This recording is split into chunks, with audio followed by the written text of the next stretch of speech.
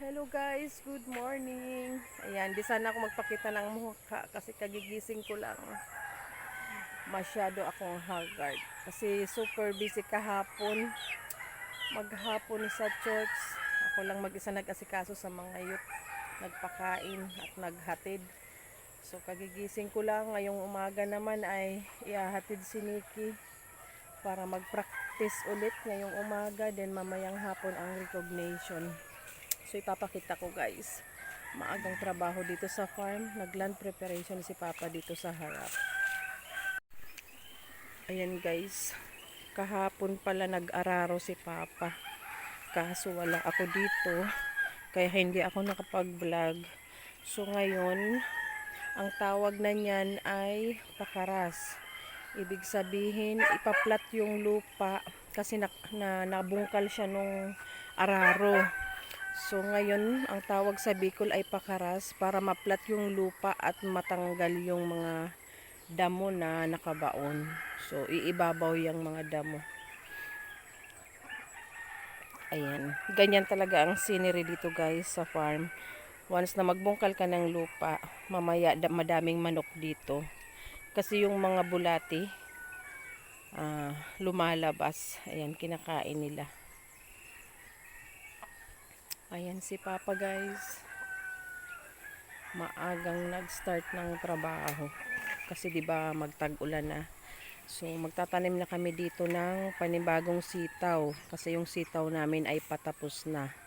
Kahit yung kamatis ay patapos na din. Yung talong okay pa naman pero kailangan alaga sa spray kasi kalaban talaga nun uod. So ganun kasipag ang aming father. Ayan guys, malawak yan guys, oh. Siguro mga dati tinatanim namin dito kalahating kilong seeds na galante by East West.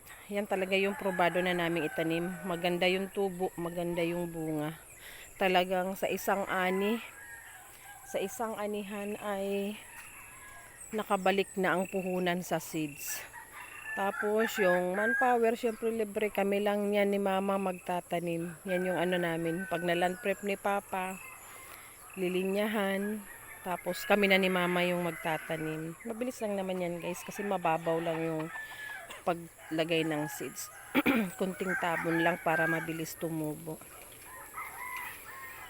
Ayan ang aming kalabaw. Takbo yung pusa. Rashid! Rashid! Natakot yung pusa, oh, nanginig. Rashid!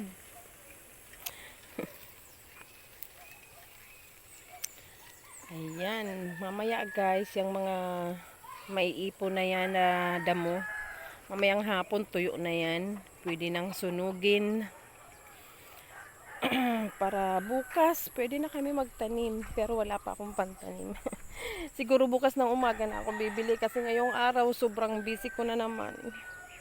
Ramdam ko guys sa katawan ko yung pagod. Pero hindi pwedeng magpahinga. Yun ang sinasabi, tulog lang ang pahinga. Mas masaya ako na busy sa lahat ng bagay. Maging dito sa farm, sa pag-alaga ng anak ko, pag-alaga ng kapatid ni Mama. Yun na yung relaxation ko, yung sa church. Gampanan yung obligasyon ko sa church. Ayan, kahapon masaya. Solo akong nag-asikaso ng youth, nagluto na malingki, pero dinaan ko na lang sa pagbablog. Para double purpose, 'di ba? Charity na rin 'yun. Kasi walang sahod yun guys. Ayan guys, 'di ba? Naipon yung damo, lalagay diyan, mamayang hapon tuyo na. So diyan muna sa isang side tatapusin bago dito. So hanggang bukas pa 'yan, aayusin, papasadahan pa 'yan. Then pagtatanim na. Tama-tama, busy pa rin bukas. Ano pa ang lakad ko bukas? May lakad pa rin pala ako. May obligasyon pa ako guys sa youth. may, may activity naman pala bukas kasi piniprepare namin sila para sa kanilang yearly temple trip. Pupunta sila ng Manila. So ako yung nag-aasikaso ng mga requirements nila. Kung sila ba ay deserving na makapasok sa temple. So ayan. Ang pusa ni kuya, hindi pala ako. Ako lang tagalaga, wala akong pusa. Ito si Rashid. Si Rashid ay magbe-birthday na mag 2 years na si Rashid at si Sayid. Sila ay kambal. Ayun si Sayid. Sayid! Sayid! Sayid! Sayid! Anong nakatanim igdi pa? Igdi saan yan mo? Patula na? So yung patula pala na galing Manila. Ang nakatanim dito. Ano siya, mahahaba.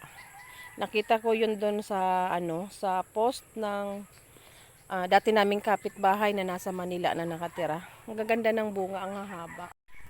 Ayan, shout out pala kay Kuya Judy and Ate Alice. Salamat dun sa pantanim na patula. Ayan, yung iba tinanim na namin. Ayan. Ito guys, lagpas kalahati na ang natrabaho. And ayan, ilang manok na ba? 4. Ayan, 4 lang. Asan kaya ang iba? Mga hindi mga busy din yung mga manok. Hindi alam na may katawa-tawa pusa. Ilag na ilag. Andun si Rashid. Ano ka tinatanaw niyan dan? Yung jowa niya yata. Itong mga pusa namin guys, lalaki. Ayan. Ito yung gala Meron tong jowa dyan sa labas. Ito si Sayid. Ay, asa na? Ito si Sayid. Dito lang yan lagi. Sa bahay, harap ng bahay. Yung babae ang lumalapit dito. Yung babae ang sumasadya dito. And nanganak na yata. Di ko alam kung kaninong pusa yun. Hihingi ako ng dalawang anak na lalaki. Kasi maganda yung kulay nung babae. Black and white. Ito naman si brown and white. So pag kinbayin maganda yun. Ito kay wala na nga asa na? Di ba? Namasyal na. Layas talaga yun. Ayan guys, kasi sikat lang ng haring araw. Pero yung trabaho dito sa farm ay kanina pa nagsimula. Ayan, asikasuhin ko lang si Nikki. Hindi ko alam kung ako maghatid o baka si Papa na lang. Para ma-plancha ko na rin yung isusuot mamaya. Magagahol na naman sa oras. Wala tayong time. Hindi nakapagpalinis ng kuko. Hindi nakapagkulay ng mauban na buhok. Siguro mag-rubber shoes ako. Ay nako. Super busy. Ayan guys. Salamat guys sa panunood. Pa-like po ng aking video. And pa-comment po and share. And sa hindi pa po nakasubscribe at dumaan ito sa inyong wall. Ayan. Pa-subscribe po. Ito po ay malaking tulong sa amin. Talagang naglakas loob na akong mag-vlog dito sa YouTube para someday malaking tulong sa amin at sa ibang tao. Ayan. See you again guys sa susunod kong upload. Have a nice day ahead everyone. Bye bye.